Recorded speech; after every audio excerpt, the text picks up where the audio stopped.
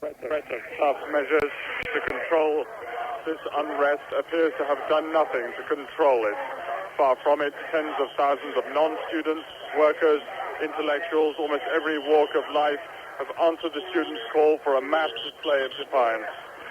The crowd here knows that armed soldiers have been trying to approach the square. They've seen military helicopters hovering overhead, but they say they're not afraid.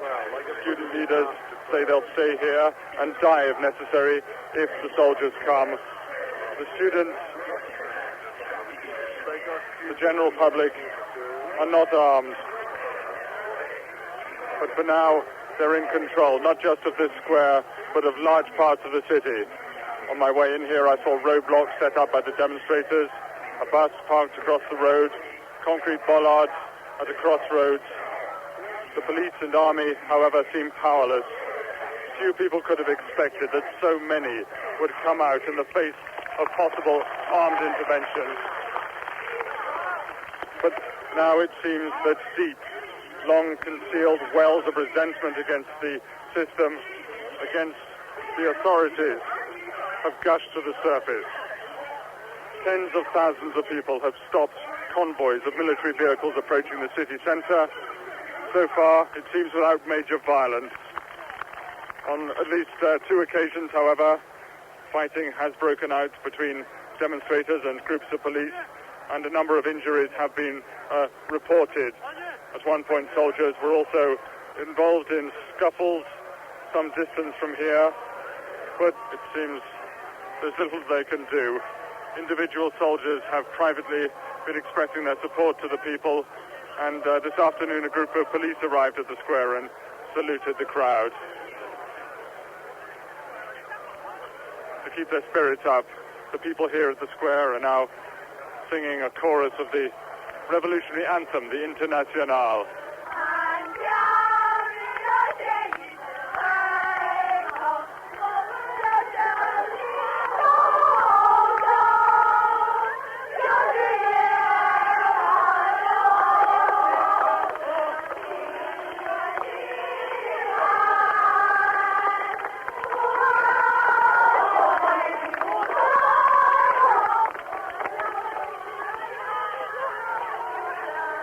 Students broadcast are relaying messages to the people, to the crowd here, saying that now is the critical moment, that their campaign for political change must be kept up to the end.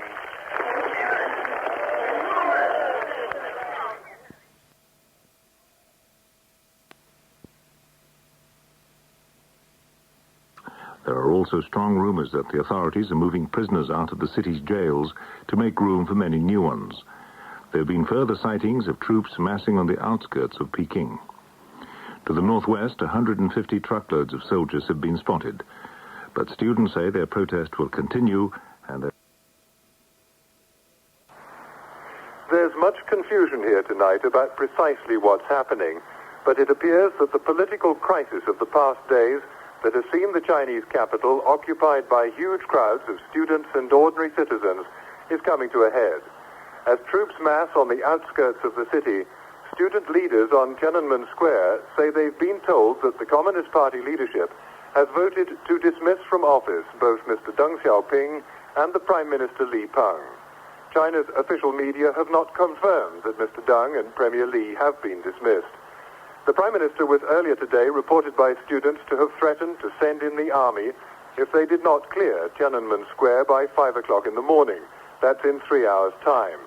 As developments moved rapidly, first indications that the army had decided to throw its weight behind the students and against Premier Li came when one of the country's most senior revolutionaries, Vice Chairman of the Central Military Commission, Marshal Nierong Zhen, was quoted in the official media as dismissing as just rumor reports of Premier Li's threats against the students and his warning that prisons in the capital were being cleared to handle mass arrests. The news came as hundreds of thousands of Peking residents prepared for the second night running to defend their city against possible military intervention. Barricades of buses and trucks have once again gone up at major intersections around the city. But student leaders on Tiananmen said that if it was true that Mr. Deng and Mr. Li had lost office, then they would call off their demonstrations. Mr. Li and Mr. Deng have been the main targets of students and ordinary citizens who have in recent days taken over the whole of Peking, and since the early hours of Saturday morning have blocked the advance of large columns of troops ordered to move on the city to impose martial law declared yesterday by Premier Li. This is Mark Brain in Peking, and now back to the studio in London.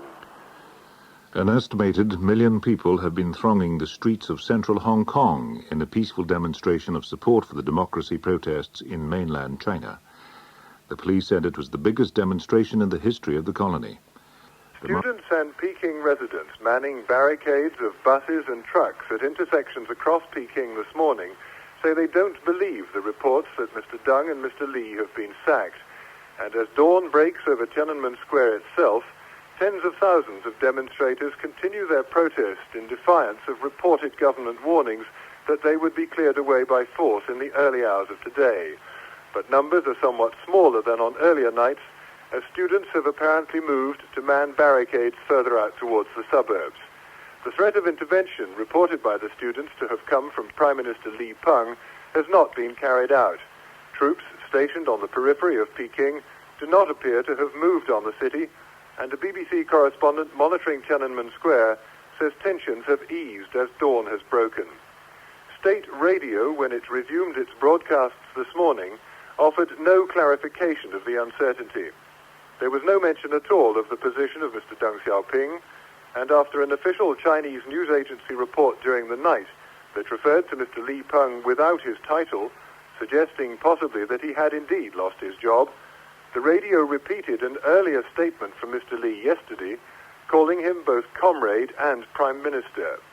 The radio also repeated last night's assurances from two elderly People's Liberation Army marshals that reports of an ultimatum from Mr. Li were just rumors and should not be believed.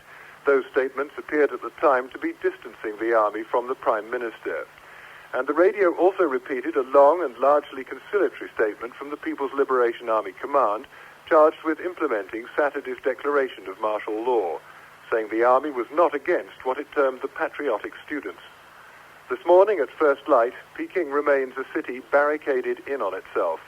If there's a serious power struggle going on in the top leadership, as almost all observers here believe, it's no clearer today how the crisis may be resolved. It was a night of frenzy in Peking. Residents feared that the army was finally going to move in. Hundreds of thousands poured onto the streets, erecting roadblocks of buses, trucks and concrete bollards. Angry, chanting crowds roamed the streets in search of the army. Here outside the Communist Party headquarters, not far from Tiananmen Square, a couple of hundred yards down the road, there are hundreds of people on bicycles shouting, "Li Peng must go, Li Peng must step down." There's clapping and cheering from the crowds. Mr. Li, the Prime Minister, is the man who appears to be most hated by these demonstrators, and his downfall could act to defuse much of this unrest. He is rather stupid. Everything is rather stupid.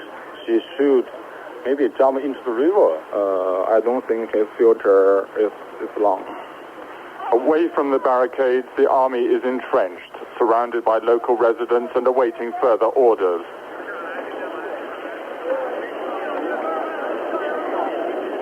Well, it's about 6 o'clock now on Monday morning, and we're on the Liuli Bridge in southwestern Peking, about 10 kilometers from the city center, and parked here just under a flyover are 12 military vehicles with soldiers in the back with automatic weapons.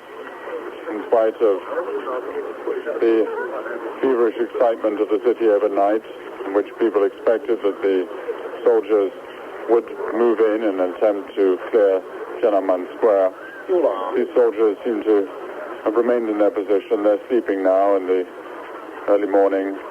In fact, some of the 200 or 300 people here milling around have put up a poster on the back of one of the military vehicles saying "Down with Civil War," and saying that the army must unite to overthrow despotism.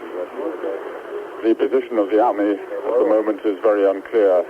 They issued a statement last night saying that the army would act according to the will of the people and the patriotic students, but also said that it would act according to government statutes. Always love their people. I don't think there is a fighting between people and the army. They don't do anything against the people. The army is the people's army. They always throw for the people. It does seem to have been a night perhaps of rapid behind-the-scenes political developments, conflicting indications, broadcasts on television and radio, which suggest that some senior veteran army officers, now retired, old communists who took part in the long march of the 1930s, were trying to gain support for an opposition to military intervention. Perhaps they have succeeded. I don't know. But we are very afraid the situation will go bad. You think there could be reprisals against you when all this is over? Yes. With crowds now thinning on the streets and protesters still in control, the spotlight is turning on China's political future. Signs in today's official media suggest the struggle for power goes on.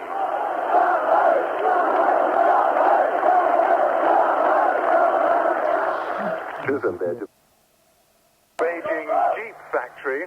They're in a colonnade of bicycles all lined up side by side, riding through the rain in their factory uniforms. It's pouring with rain here. They're not wearing anything against the rain, and they're shouting, "Down with Li Peng!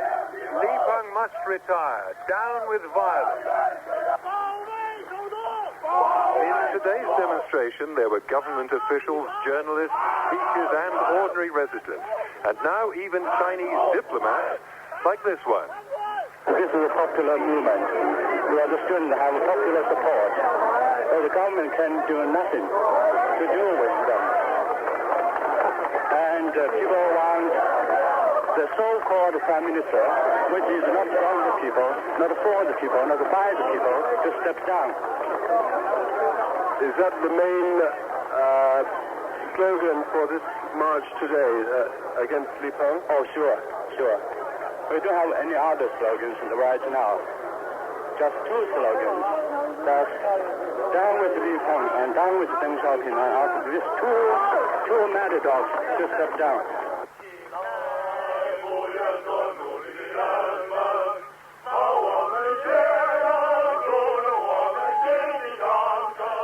News that the head of China's parliament, Mr. Wan Li, is returning early to Peking has electrified the Chinese capital. Mr. Wan is the man who constitutionally could sack Premier Li. And student leaders outside party headquarters said this must help their cause.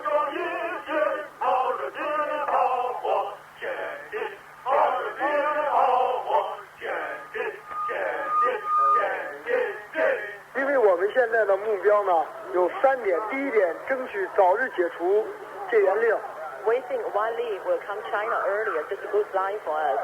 There were three demands that he has. Yeah. What are the three demands? Okay, the first one is emergency meeting of National People's Congress. The second one is cancel the martial law as far as they can. That is, Li Peng will resign.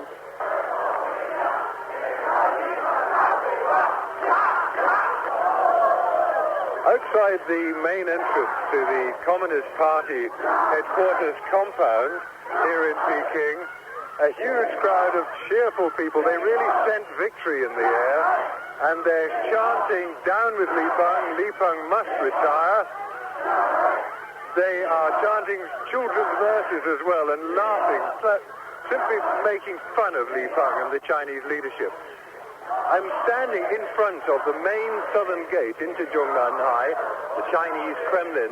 Behind these gates, there's a large wall just inside the gate saying, "Serve the people," which is the slogan of Mao Zedong. It is behind these gates that a massive power struggle is still going on between the reformers in the Chinese leadership and the hardliners around Li Peng, who declared martial law 4 days ago. As Peking moves towards the end of the second week of this extraordinary crisis, it looks increasingly likely that Li Peng is not going to be able to survive politically. In the crowds, there are those now who are calling not only for his resignation, but for him even to be executed.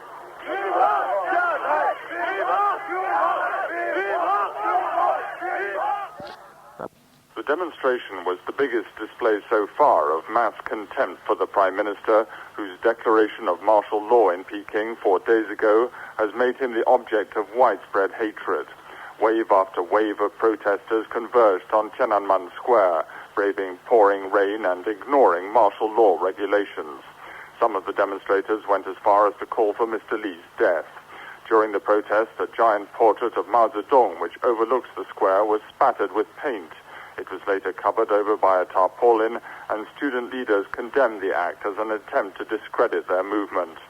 In what appeared to be an indication of Mr. Li's waning political strength, the New China News Agency said more than 1 million people joined the protest, and noted that the majority of the slogans were directed against the Prime Minister. Normally, the Chinese press rarely even hints at direct attacks on the leadership. The agency also reported that Zhao Ziyang, who's thought to be Mr. Li's arch-rival in the leadership, had been invited to Thailand as party leader. It was an indication that Mr. Zhao could still be a powerful figure in the power struggle, in spite of reports that he'd lost his job or his influence for opposing martial law. The Prime Minister is thought to have been humiliated by failing to persuade the army to enter Peking to enforce the regulations. Understandably, there is euphoria in the streets of Peking tonight as the people feel that events are turning in their direction. Mark Brain has been out on the streets of the Chinese capital.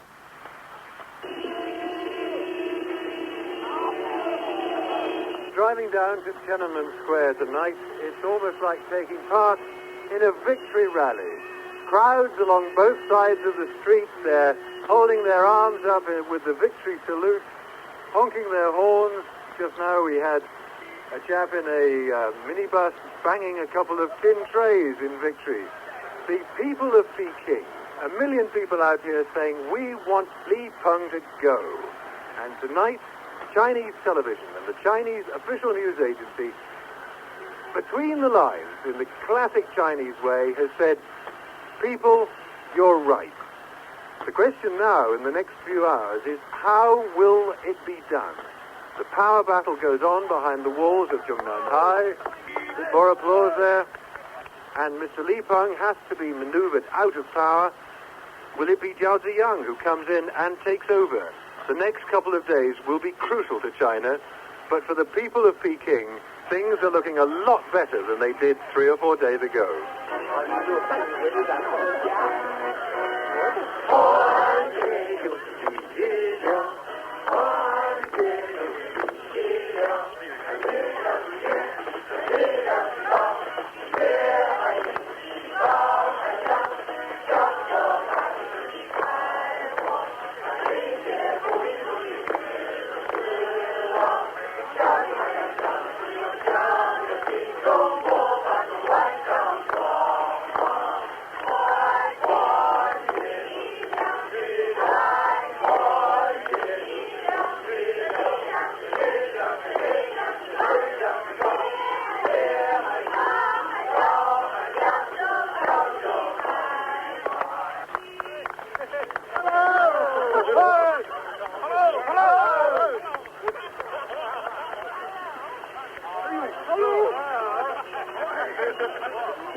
driving into the top of Tiananmen Square, past the portrait, up to the portrait of Mao Zedong, now cleaned and revealed once again. People lining both sides of the street, hundreds and hundreds of people cheering, clapping, fists raised and the victory sign. It's like taking part in a victory parade. You're happy today, are you? Yeah. Why? Of course. Because the people will be victory. What will the people get? This is the big victory of the Chinese people. In a letter to the senior bodies of the Chinese state, the party and the government, student leaders accuse Premier Li Peng of attempting no less than a counter-revolutionary coup d'etat. Like demonstrators this week in their millions across China, the students demand Mr. Li's resignation, but they say he should also be expelled immediately from the Communist Party and brought to account. Otherwise, the student leaders say, they'll relaunch the hunger strike, whose beginnings just 11 days ago exploded into the present student occupation of the whole of Peking, and with it, China's biggest political earthquake in a generation. They may not need, however, to go into action. Signals from the inner circles of power here suggest that the hero of the protests, Mr. Zhao Ziyang, the reformist Communist Party leader, is back in the saddle and looking stronger than ever. But 5 days after Premier Li proclaimed but utterly failed to enforce martial law in Peking, residents of this city remain on guard. Once again tonight, they're manning their barricades of lorries and buses just in case Premier Li tries, after all, a last-minute military move against them. Senior Western diplomats in Peking concur that a serious power struggle has been underway in the Chinese leadership. With Mr. Li Peng's reappearance in public, it appears that a turning point may have been reached, and that despite uncertainty to the very last minute, the Communist Party leader Zhao Ziyang has, after all, lost his influence. Mr. Zhao is 69 and has made clear his sympathy with the demands of the students for more democracy. He's been in charge of the party since the late Hu Yaobang was sacked for excessive liberalism in early 1987. Premier Li, in contrast, in his late 50s, is a Soviet-trained technocrat who's earned himself immense unpopularity in China for his declaration of martial law last weekend. Today in Peking, demonstrators numbering up to 100,000 again marched to demand his demise. But among the piles of rubbish on Tiananmen Square past midnight, as the hardcore of demonstrators settled wearily down for their 13th night of occupation, students were debating whether even to continue their protest there. And for the first time since Saturday, the streets of Peking tonight were free of barricades. The Prime Minister Li Peng had a point when he remarked today that foreigners can't see clearly what's going on. What is emerging, however, is a picture of nationwide turmoil on a scale unseen since the Cultural Revolution of the 1960s and 70s. Scattered reports coming in from the provinces suggest that while protests in Peking have been generally peaceful, several other places have witnessed a higher level of violence. Foreign residents in the central city of Wuhan say some 200 people were injured earlier this week when police broke up a demonstration on a key bridge over the Yangtze River. On Monday, according to state radio, rioters attacked a police station in the southern city of Xiangtan. Several policemen were injured in the assault, and a jeep was destroyed. In the far west of China, state radio said more than 150 police and officials were injured last Friday when a crowd of Muslims attacked government buildings in Urumqi. In other cities across the country, huge demonstrations have occurred in the past few days. The central government has now ordered police to use force to prevent students from traveling to Peking to join protests here. The unrest has spread to Hong Kong, where in the last week hundreds of thousands of people have joined protests against the Chinese government. The colony is due to revert to Chinese sovereignty in 8 years' time, and the turmoil in China appears to have fueled alarm over what sort of future is in store for the colony's residents. Students may for now be admitting defeat, but they say too that they've made history. For the first time since the communists came to power, not just students, but people from almost every walk of life have joined together in a show of mass defiance against the government. As many students now leave the squalor of Tiananmen Square and return home, there's a sense that the Chinese people have changed. Helen Kubom. I think if nothing else, the movement will change China forever. And I think the next time, because it's not going to be the last one, I think the next time the students do have a movement, I think it will also be easier to get the support of the people, because the workers are even more unsatisfied than the students. There'll be another one. It'll happen again. This is not even close to finishing. I think finally we'll win, because democracy, nothing can stop it from going forward. What I want to say is, give me liberty or give me death. I hear a voice in the morning now, she goes sing, really reminds me of my home far away.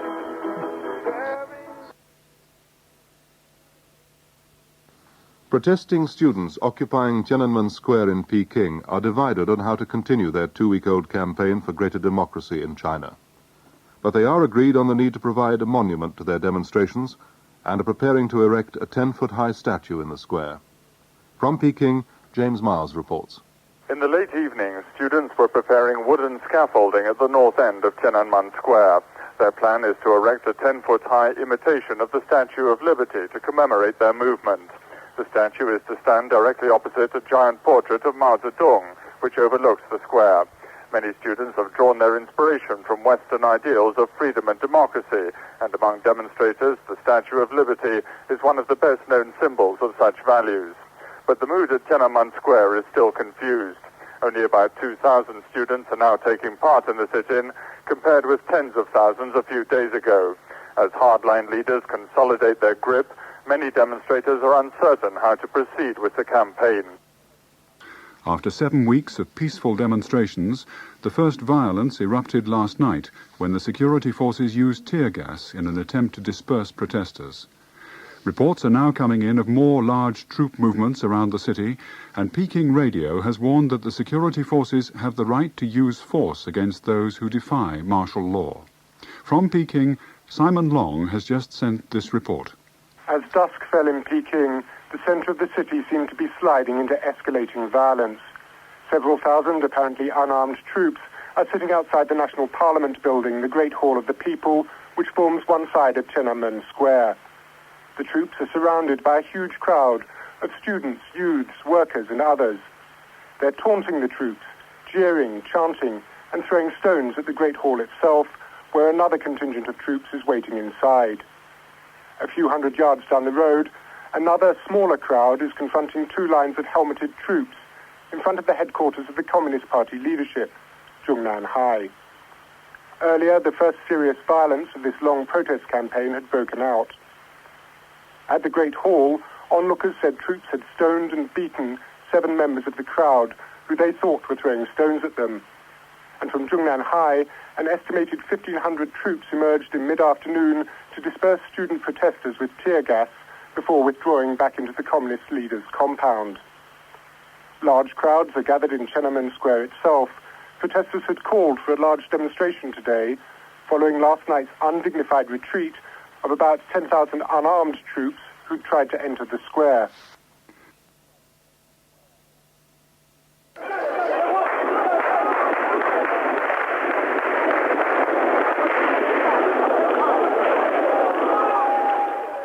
In the late evening, a long column of military vehicles began moving slowly from western Peking through to the city center. Without warning, the soldiers on board fired at crowds of residents who were trying to block their path. There were dozens of casualties as civilians were cut down by bullets. Most of them were unarmed. Some had only stones or staves. There was a constant wailing of sirens as ambulances raced in and out of the area. Vehicles were set ablaze in the path of the advancing column, but the troops moved resolutely forward through hordes of defiant residents.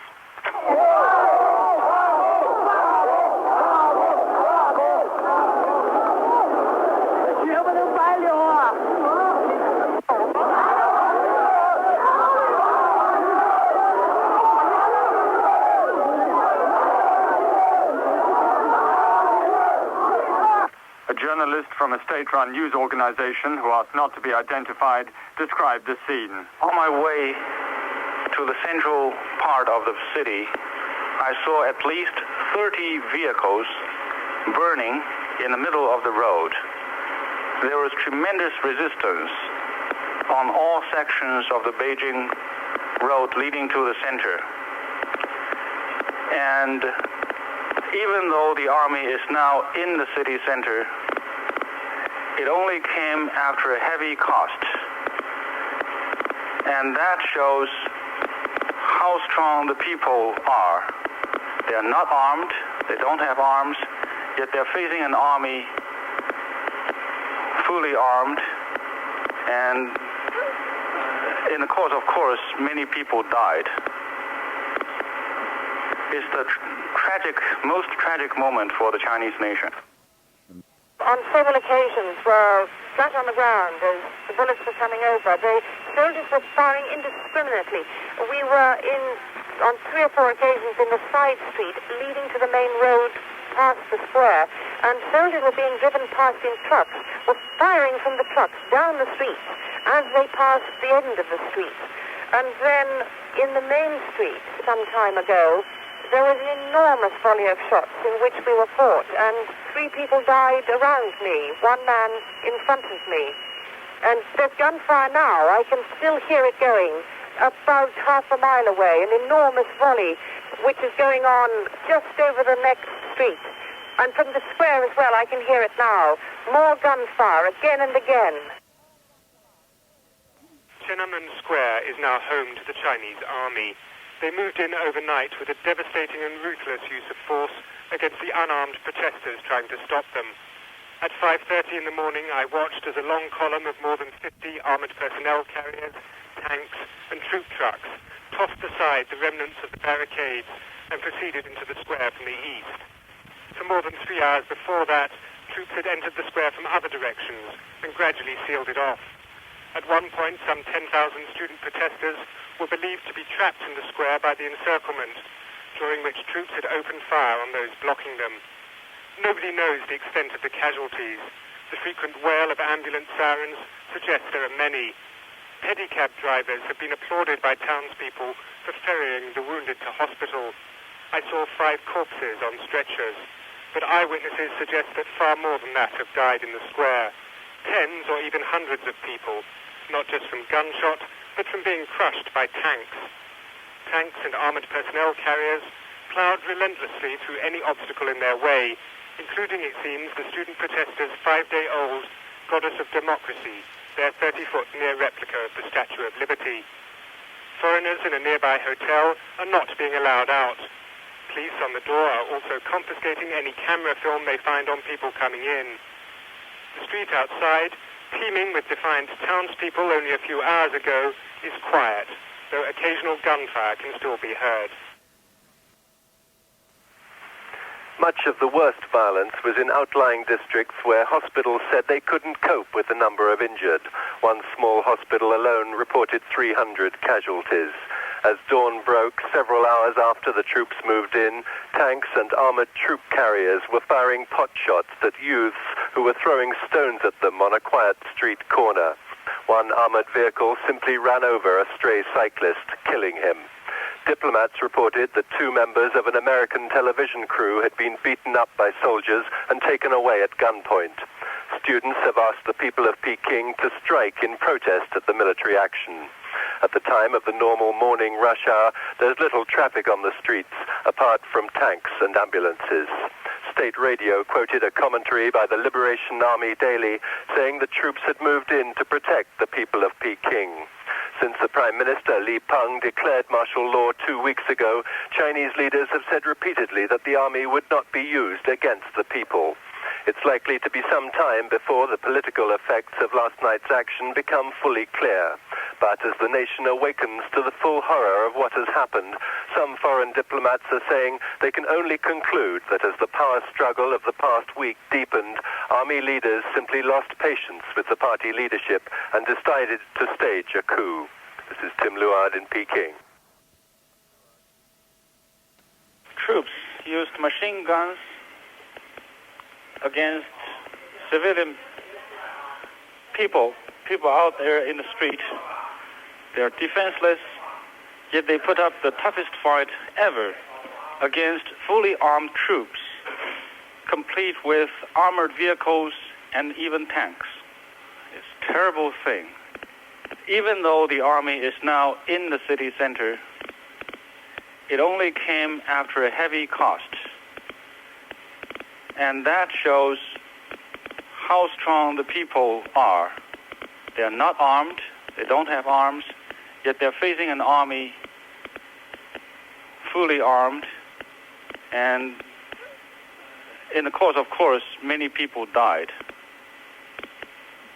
It's the most tragic moment for the Chinese nation. As the new day began, the capital was in a state of shock. All of the thousands of students who'd been occupying Tiananmen Square for the last 3 weeks had been dispersed, and the bodies of many of them who'd been killed or wounded by troops during the night had been removed. In the early morning, crowds gathered at the northeast entrance to the square, which was blocked by lines of troops. The crowd, including women and children, at first appeared undaunted by the military force in front of them.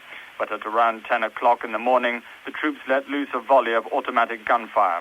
It wasn't immediately clear where the shots were aimed. The crowd scattered and regrouped several hundred yards down the road.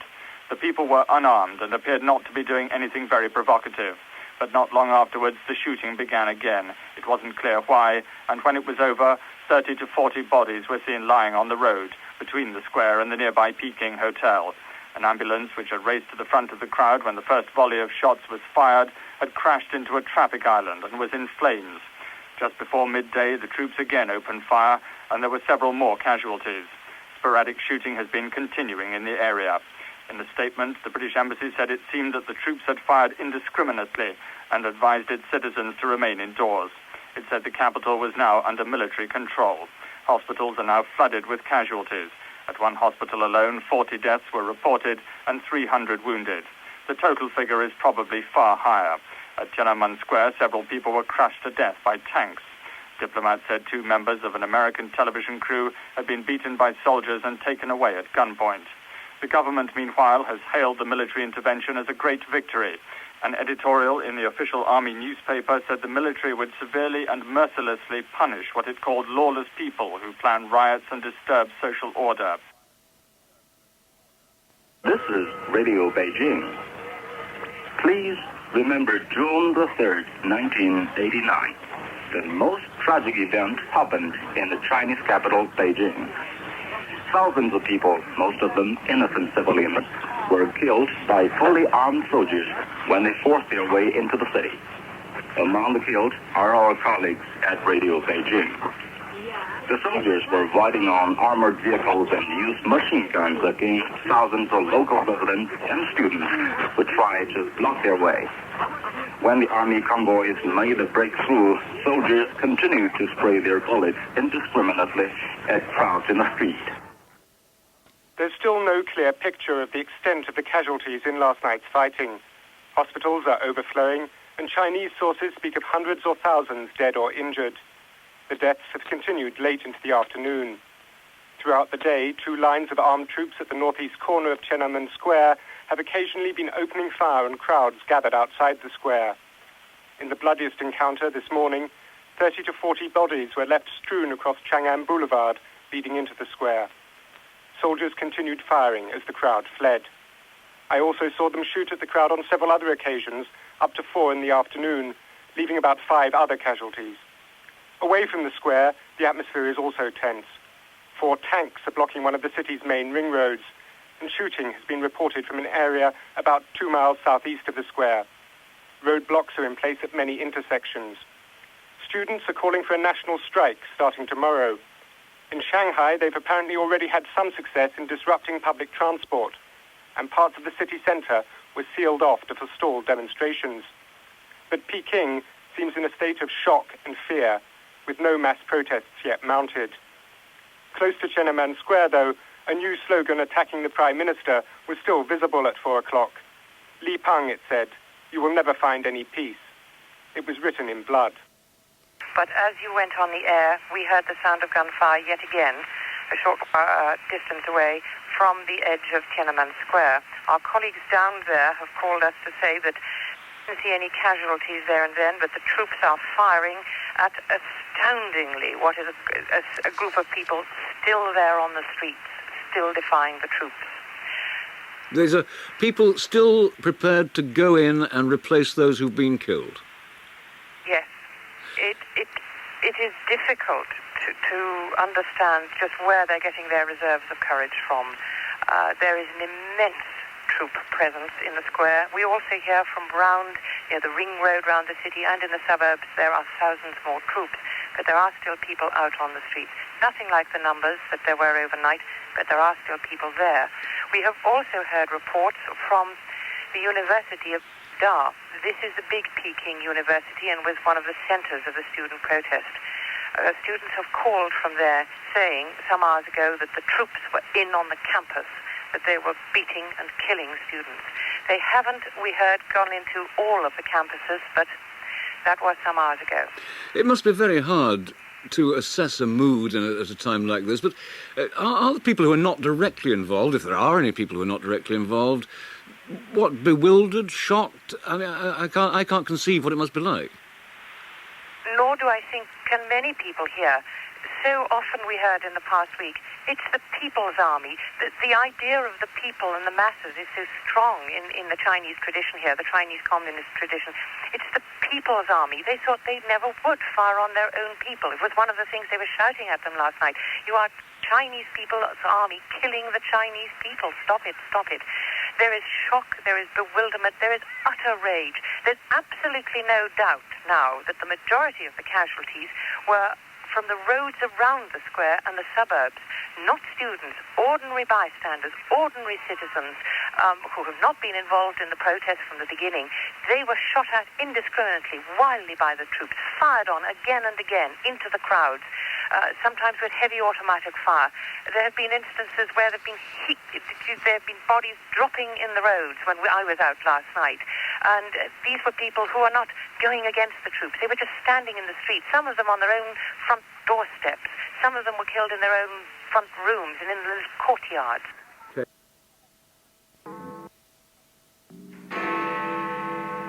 Chinese army tanks are in control of Peking. The bloody operation to crush pro-democracy student protests may have claimed more than 2,000 lives, but the soldiers are still meeting some resistance and there are scattered outbreaks of gunfire. The atmosphere is said to be relatively calm but very tense after the bloodshed of the last 24 hours. The exact death toll after Chinese troops swept into Tiananmen Square and crushed the movement for democracy in a stream of automatic fire is not known and perhaps never will be. The Chinese Red Cross is reported as saying that at least 2,600 people were slaughtered and another 10,000 injured. The army is now firmly in control of the city.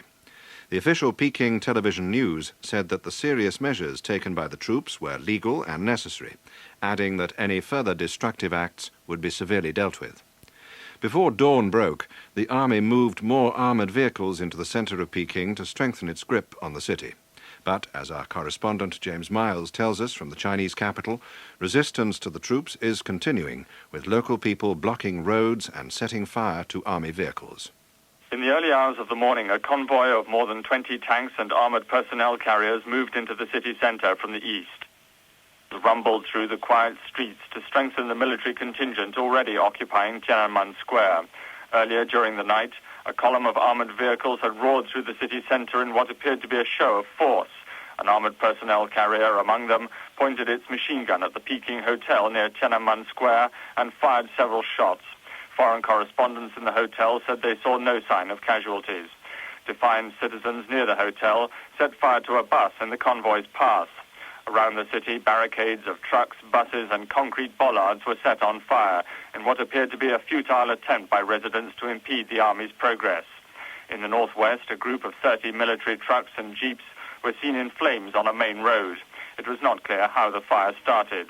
It was a night of relative calm, however, compared with the horror and carnage of the night before when the troops moved in. But the mayor of Peking said the city remained in crisis and said special measures were necessary to smash what he called this counter-revolutionary violence. Another BBC correspondent in Peking is John Simpson. He was out on the streets of the city as dawn broke and told us what he'd seen.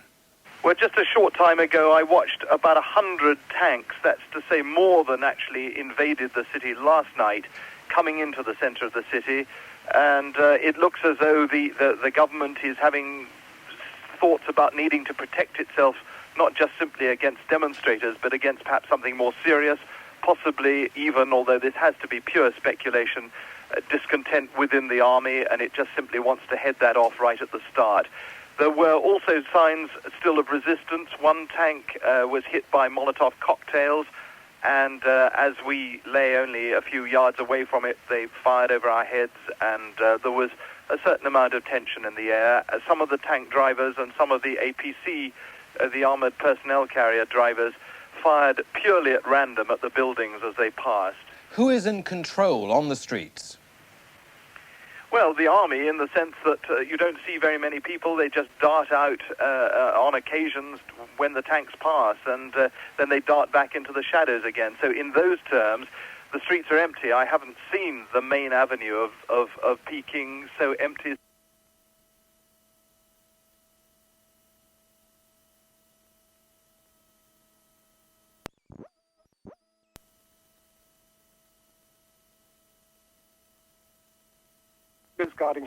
The 50 soldiers guarding that corner of the square had opened fire again at about 10 in the morning.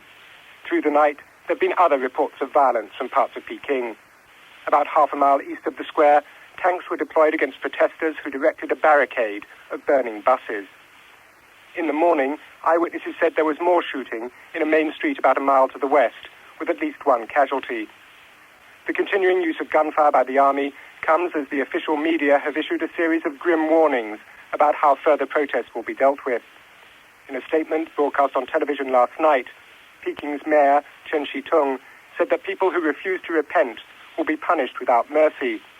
Then this morning, martial law headquarters have said that the weekend's actions marked only an initial victory, and that a long and complex struggle against what it called the dregs of society must be carried through to the end.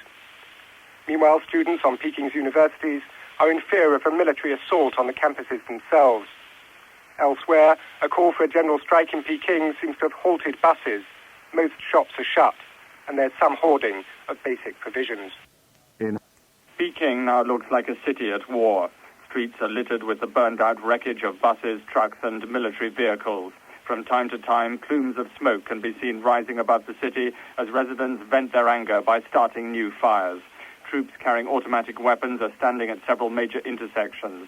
The streets are almost deserted, except for groups of frightened, angry citizens and a few cyclists. Unashamed, it seems, by the popular outcry against their occupation of the city, soldiers have been continuing to fire indiscriminately at crowds and passers-by. The worst violence reported was along Chang'an Boulevard, the main east-west highway that passes through Tiananmen Square. During the late morning and early afternoon, dozens of tanks, jeeps, and armored personnel carriers roared in a convoy along the boulevard. Soldiers on some of the vehicles took pot shots at residents, at least two of whom were seen cut down by bullets. One man in western Peking was shot and possibly killed by a soldier as he walked along a street. Undeterred, it seems, by the violence, residents have continued to taunt the soldiers. Crowds of people gathered at the northeastern entrance to Tiananmen Square. When soldiers fired at them, they retreated a few hundred yards and shouted, "Animals, animals," before moving forward again. One man even stood in the path of a tank near the square and succeeded in bringing it to a halt. In the early evening, sporadic gunfire was heard just west of Tiananmen Square. Meanwhile, about 40 to 50 tanks took up positions on the eastern approaches to central Peking, about 3 miles from the square. They're facing in all directions. They say that the tanks look positioned not to attack people, but to attack other units of army which may come in from this direction. What makes us suspect that? They suspect that because of the positioning of the tanks. Their guns are pointed straight down the avenue. And in fact, some of the guns are pointing straight at my window here. There was one scene as they were approaching. One lone man went out in front of about 50 tanks, and he stopped in front of the first one, stood in front of the first one.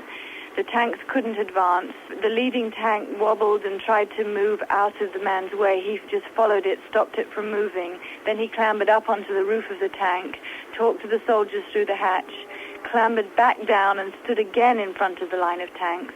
He must have been there for about 5 minutes before 3 people finally ran out from the side and pushed him across the road because they were obviously terrified he was going to be crushed. But it was a tremendous act of bravery for just one man.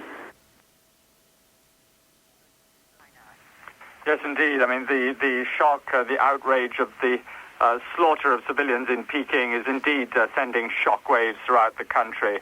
The authorities in Shanghai have even hinted that in that city that the military could be on the verge of intervention. They've told protesters there that they are what the media there describes as on the brink of a precipice. They say that if the disturbances don't stop in Shanghai, that they'll be severely punished. In the central city of Wuhan, which is a very strategic city with major road and railway junctions, thousands of students and other townspeople have been staging sit-ins and blocking the vital north-south rail link and the road bridge across the Yangtze River. Indeed, in major cities across east and central China, protests of a similar nature have also been taking place, grinding everyday life to a halt. Soldiers armed with rifles is heading toward this bridge where I'm now standing. In the past, this has often led to shooting, and the crowd is now running away in fear. On its second day of military control, the city is in a state of what looks almost like war. In fact, the truck is now passing in front of me. The soldiers haven't opened fire. It's not clear exactly what they're doing. About 3 miles in front of me at Tiananmen Square, there's a plume of smoke. And residents here tell me they believe that it's the smoke of bodies of residents who've been killed, who are now being burned by the troops. That may or may not be true, but it's a sign here of just how deep the hatred is for what the government has been doing. There's nothing your country can do, he's saying. So many people have died here. Please save the people of Peking. It's a mass slaughter, says somebody behind me. Little children have been killed, says another man. I saw it myself, says this man. They're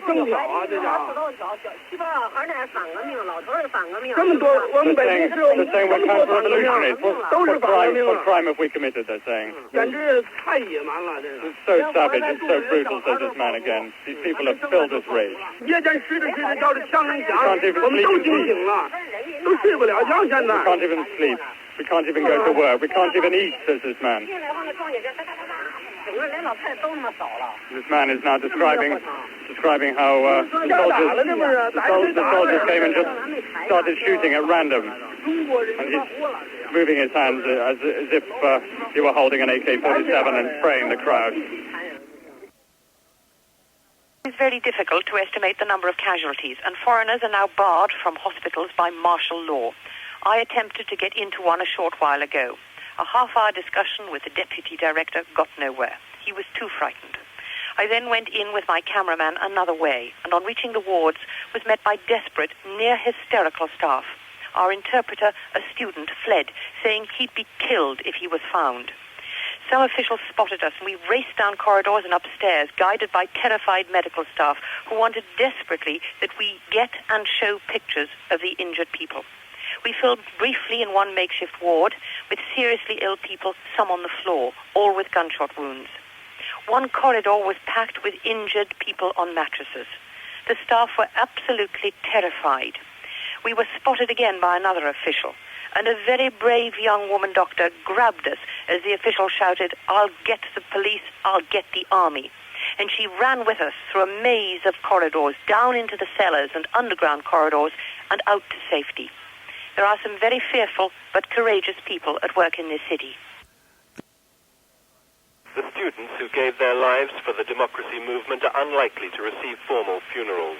Not only are there too many of them, but most of the bodies are missing. students say some of their colleagues were crushed to death by tanks as they lay in their tents on Tiananmen Square, and they believe the human remains were simply burnt along with the tents. 5 badly mangled bodies were recovered after an armored personnel carrier chased a group of students as they retreated from the square and ran over 11 of them. Packed with ice and laid out on white sheets, these bodies are now being taken from campus to campus to give surviving students a chance to honor all those who died and as a mark of protest against the military action. Students have no plans for further organized demonstrations. They're shocked, scared, and leaderless. They expect the army to move into the campuses at any time, and many have gone into hiding. British and other foreign students are also leaving. They're being given sanctuary at their embassies for the time being. Immediately outside the People's University is the burnt-out wreckage of an army lorry. Inside the campus, groups of people huddle quietly in the dark around pine trees adorned with white paper flowers and ribbons, white being the Chinese color of mourning. A student's coat caked in blood has been hung over a post. An informal commemoration of one girl student was held tonight on the steps of her dormitory. Funeral music was played from a cassette recorder, and incense was burned at a makeshift altar. An inscription told how she was shot in the chest as she stood facing the soldiers, shouting, "Don't shoot, students." As the night wore on, the tension in Peking mounted. There's a widespread fear now that a new phase of violence could be about to begin, not this time between soldiers and civilians, but between the soldiers themselves. The capital seems to be occupied by 2 distinct forces. One that's loyal to the Chinese president Yang Shangkun, a veteran communist who's known for his hardline views. Another force of unknown loyalty has so far shunned the violence. It's thought now that the 2 forces could be on the verge of conflict. The tanks deployed this evening in eastern Peking appear ready for an invading force, possibly of troops who are opposed to the use of violence against unarmed demonstrators. It seems now that only such a conflict, bloody though it may be, could end the horror in Peking. The leaders who are thought to have ordered the brutal suppression have given no sign through official statements that they're prepared to compromise. But to oust them from power could be less than easy. The leaders involved are thought to include China's elder statesman, Deng Xiaoping, a man who's believed to wield considerable military influence. But Mr. Deng's weakness, apart from his advanced age and ill health, is that by using the army against the demonstrators, he's violated one of the basic principles of the Chinese military. That is, that the army is an army of the people, and indeed never before in 40 years of communist rule has the army been used in quite such a way. As the power struggle continues, however, the nation is in turmoil. Strikes and demonstrations have been reported in many other cities. In Shanghai, the authorities have warned the city is on the brink of a precipice. And in the northern city of Xi'an, there are reports that troops have moved in to secure vital installations. For the moment at least, it appears that the army has imposed a sullen, nervous silence on the capital. The streets are unusually quiet, with no public transport and only a few grim-faced residents venturing onto the streets.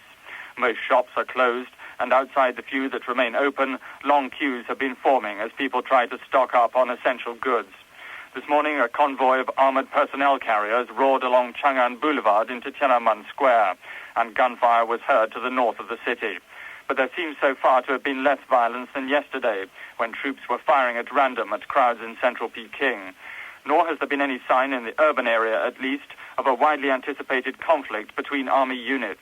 It's believed that the brutal suppression of the pro-democracy unrest has caused serious divisions within the military, with some officers refusing to endorse the violence.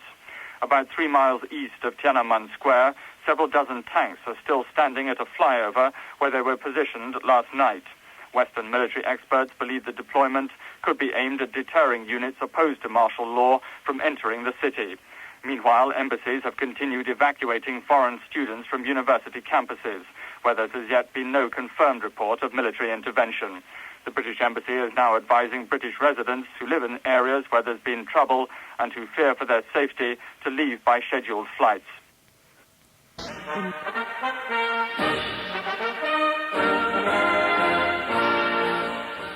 This morning, the BBC's Chinese service triumphantly stepped up its transmissions in Mandarin. A new relay station in Hong Kong has made these broadcasts much more accessible to the mainland. And the BBC's Richard Oppenheimer says there's now clear evidence that the Chinese are now turning to these transmissions for news of the crisis. There have been demonstrations in which there have been banners saying "Thank you, BBC," headbands on students saying BBC. It is only foreign broadcasts, and maybe mainly BBC and Voice of America, that are actually getting through to China, to the whole of China, the news about what is happening in their own country. In fact, this morning's English language broadcast on Radio Peking didn't even mention the crisis inside China. Radio Beijing. The Chinese instead featured the Ayatollah's funeral, but made no mention of the latest disturbances. Inside China, people are listening to recordings of foreign broadcasts, sometimes even played on commandeered police loudspeakers in the streets or on telephone calls to each other. When the troubles are mentioned by the official media, they're called a rebellion.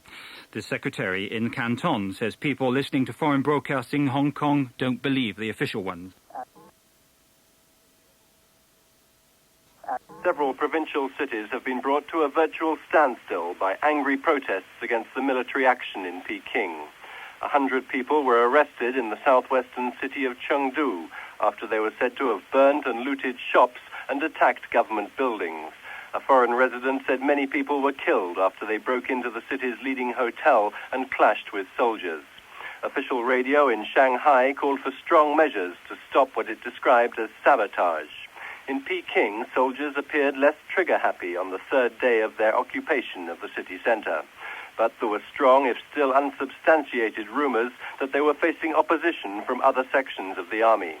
The spokesman for the State Council, Yuan Mu, said on state television that according to initial estimates, nearly 300 people were killed during and after the attack on Tiananmen Square. He said most of the dead were soldiers. Unofficial reports have suggested that thousands of people, mostly unarmed civilians, were killed and tens of thousands injured. Yuan Mu is the first government leader to appear in public since the military intervention at the weekend. During the morning, a large convoy of military vehicles roared out of Tiananmen Square and along Chang'an Boulevard to the east. Some of the troops on board the vehicles were chanting slogans, including "Love the People" and "Protect the Capital." As they went, some of the soldiers fired shots, mostly in the air, and bystanders scattered or dived to the ground. About 2,000 fully equipped soldiers were also seen marching out of Tiananmen Square on foot, also toward the east. Several bullets hit office buildings in the Jianguomen district, where many foreigners live and work, but no civilian casualties have been reported. A short time ago, another small group of tanks and armored personnel carriers passed by, heading in the same direction, and firing was again heard. According to one resident, armed soldiers have now surrounded one of the main diplomatic compounds in the area and are preventing foreigners from leaving. The reason for the troop deployment is far from clear, but there's a widespread fear that a civil war could soon erupt in the city between forces loyal to the hardline leaders and those opposed to the use of violence against demonstrators. Many residents are too terrified to leave their homes, and many foreigners have now left the city or are making preparations to leave. In its first formal statement since the army moved in, the Foreign Ministry has said the Chinese government was stable and fully capable of putting down what is called the rebellion in Peking. American officials have disclosed that a leading Chinese dissident, Fang Liji, has been granted sanctuary in the United States Embassy in Peking. They said he was being allowed to stay for his personal safety. When President Bush visited China in February, Fang was invited by the Americans to an official dinner, but the police barred him from attending. In Hong Kong, a strike called in protest against the killings in Peking has received widespread support. Shops, factories and schools closed for the day. But marches and rallies were called off at the last minute after trouble involving hundreds of youths throwing stones. From Hong Kong, Stephen Cape. Hong Kong's Governor, Sir David Wilson, had called for calm, orderly protests, but for more than 2 hours there were clashes between hundreds of stone-throwing youths and the police, ironically during demonstrations against the bloodshed in Peking. It's not clear how it started, but the police said there were unruly elements in the crowd, and this later prompted the Hong Kong Alliance in support of democratic movement in China to cancel all 6 planned rallies and demonstrations in case there was further violence. The strike, though, has been widely supported, with schools, factories and shops closing for the day.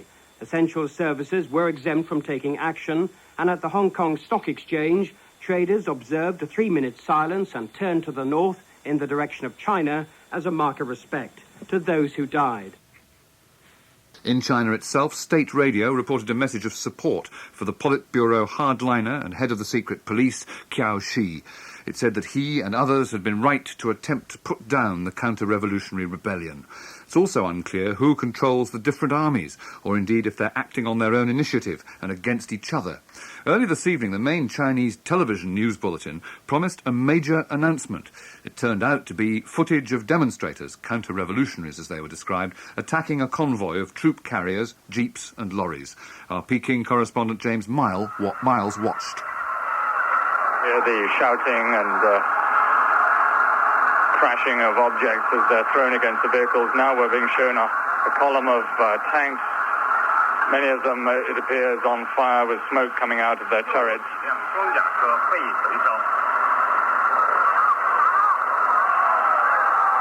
What many Western observers believe is that these tanks were actually abandoned by the soldiers inside, who allowed the demonstrators to burn them.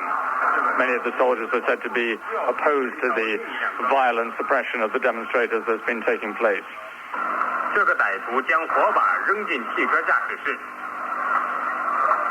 demonstrator now shown throwing a Molotov cocktail or some such device inside a truck, and other demonstrators milling around trucks.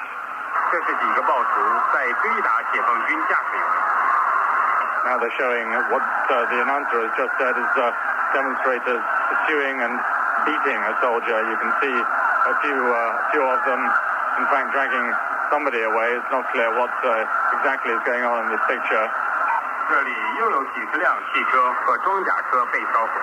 Again, the sound now completely under the control of the forces sent in to enforce martial law. Large-scale reinforcements were brought in, and soldiers began a massive clean-up of burned-out military vehicles and barricades. Tiananmen Square, now partly open to ordinary traffic, has become a huge army camp lined with tanks and equipment. China's hardline Prime Minister, Li Peng, has appeared on television for the first time since the army massacre in Tiananmen. He wore a plain Mao suit and was seen addressing troops in the Great Hall of the People. He told them, "You've worked hard," and urged them to continue to protect the capital's safety and order. Oh, yes. There are